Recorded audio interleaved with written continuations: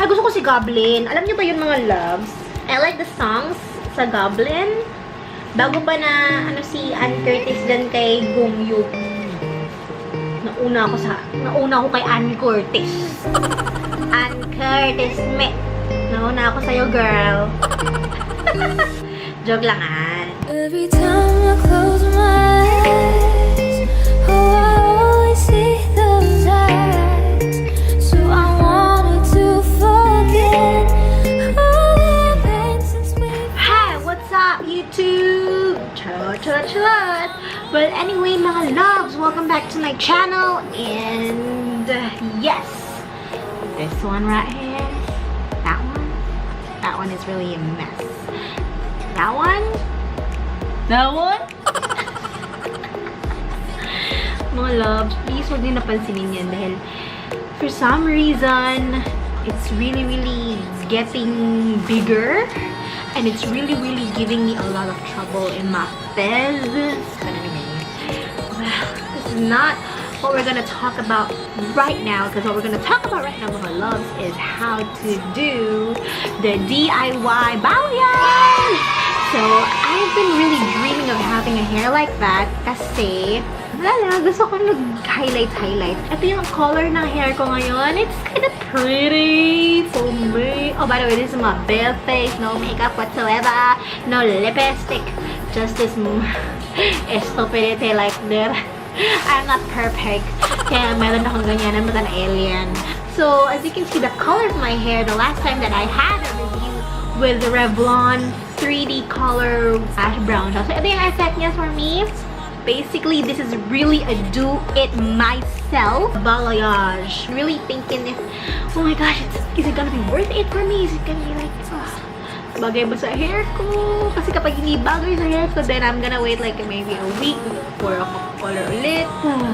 So, I'm gonna be using this, I like Revlon kasi it doesn't smell bad and it's ammonia free and it's not sponsored by Revlon, by the way, mga loves. There you go, Revlon color silk 3D pa rin, 3D color technology for natural rich color. It's ammonia free, it's beautiful color, delivers long lasting high definition color and shine. And this is in the shade of medium ash blonde. Look at that. This is for 395 pesos originally, but as you can see, my last 100 dyan, so I paid for 295. I hope this would really work, mga loves. So let's get started.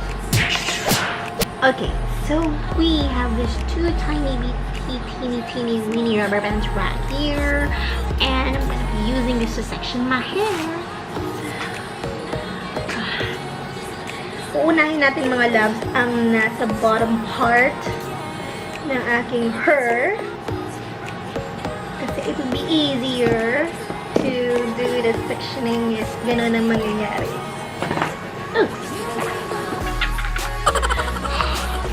Alright, so we have this cream color developer right here. And of course, we have ammonia-free color. There you go. These two guys, we're gonna combine them all together. Whoosh. Oh, I feel like a chemist. I feel like an inventor.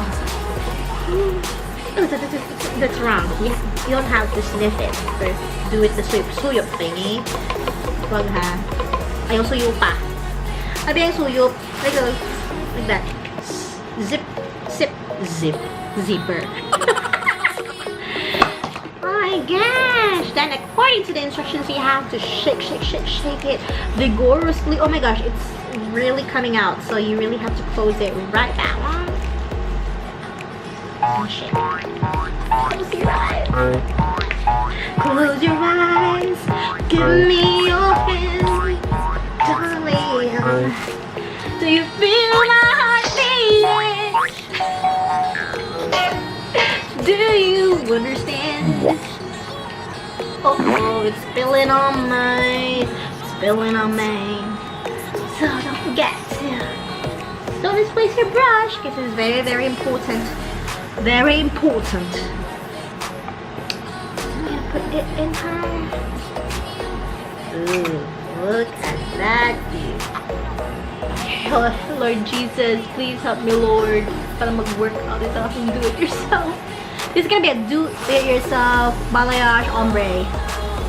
So we're gonna take this one. Double color. So basically, we're just gonna paint our hair all by ourselves. The paint. Jesus!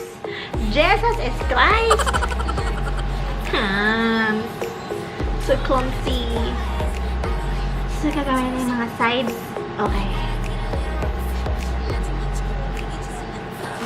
Tingnan natin if this really would give color to my hair. So yan. Hindi nakakita dyan, but you have to look at it right here. Inuuna ko yung mga sides, mga loves. Ha? Ito. This one. Yung mga sides, sila yung mga nasa malapit sa roots, dapat. Yung pagkakulay ko. So, paint lang natin siya, mga loves, ha? Hindi natin, hindi natin talagang buong hair. Pag ganun siya, pag-apply, ha? Yung sa side. Oh, dude, am I doing this right?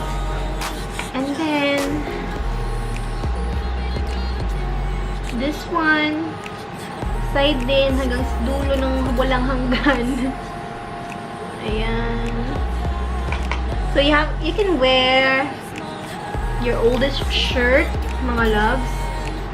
Tapos dito naman, mga loves, we can just do it like the whole package, the whole hair. It's weird, ha? Kasi yung kulay niya, hindi talaga whitey-whitey. Dapat pag-shake, dapat shinake ko ba ito ng maayos? Kasi parang it'll just look like this. It's not really white. And it's supposed to be like ash blonde. Is it supposed to be ash blonde? Is ash blonde supposed to be white? Just makes me stories. So, ganyan. Kasi ombre eh. Si ombre. And then you can just go ahead and just, paint like that in your hair. Para eto siya, they will meet together in the middle. Para paano siya, para radiant lang siya, para nagpe-penetrate. Ito tapat talaga, i-saturate niyo siya. Ha? Ayan, para mag-ombre effect. Tingnan natin. Ito mag-ombre effect na siya. Okay. Just leave it right there. Then I'm just gonna get the other half.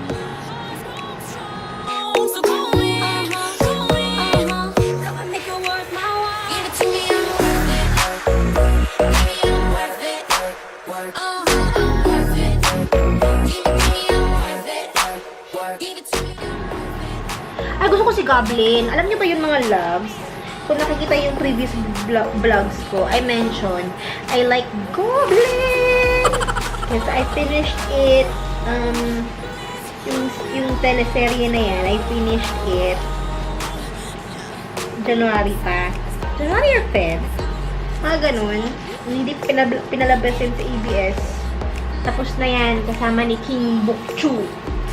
Kasama nung teleserye ni Kim Bok-chu that I also really love. So, I like the songs sa Goblin. Bago pa na si Ann Curtis dyan kay Gong Yoo. Nauna ako kay Ann Curtis. Ann Curtis, me. Nauna ako sa'yo, girl. Joke lang, nakita ko yung ni Kuya Kim, kamukha daw niya si Gong Yoo. Sabi naman niya, ang layo naman nun. Tapos, anong tawag dito? Tapos, nag-meet sila dun sa Hong Kong. One-on-one sila ni Kuya Kim. Sabi ni Kuya Kim kay Gong Yoo, you know what, everyone's telling me that telling sa social media daw, everyone is telling me that we're look alike. Sabi ba ni Gong Yoo, ha? Papakita ko sa'yo. Eto. Ayun, kausap sila ni Gongyo. But anyway, going back. So, ganito lang talaga mga loves. Just the same technique lang. Charot, may technique ako nalalaman na. Ganun lang talaga. Yung parang radiant lang. Yung hindi buong hair. Ganun naman talaga yung ano ng balayage, diba? Yung kanilang purpose. Na hindi buong hair ang gagawin mong balayage, girl. Ang kukulayan mo, girl. Ang kukulayan mo lang is yung mga strands sa gilid ng hair. And also, yung tawag nito, yung gitna ng hair na napili mong section, kulayan mo din. Pero, parang ray lang. Parang ganon. Sisipon ako.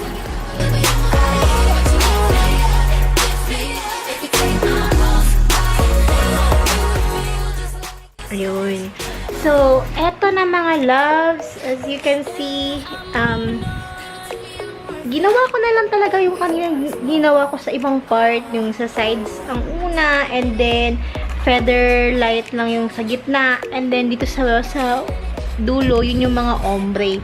So, I will wait for around 45 minutes to an hour to make ligo-ligo.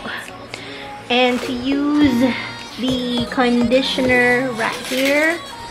Sabi dito, after coloring, rinse color from hair completely. So, i-rinse lang siguro ng water. And then, apply after color conditioner to hair. Well, again, it's my do-it yourself. I did it alone kasi si Boy Pilas, ayan. Wala na. Nilamo na ng Dota. Nilamo ng Dota, mga loves. So, yun. So, we'll just wait and let's see if it works. It's too early to tell, but I just really wish it works. Saka naman successful itong first DIY ko. Okay, see ya! Hi!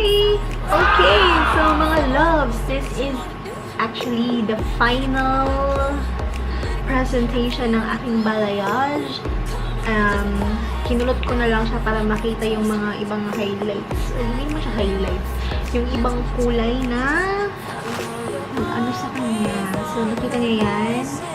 Yung mga white streaks na yan. So, hindi na siya kagaya kanina na parang sobrang brown.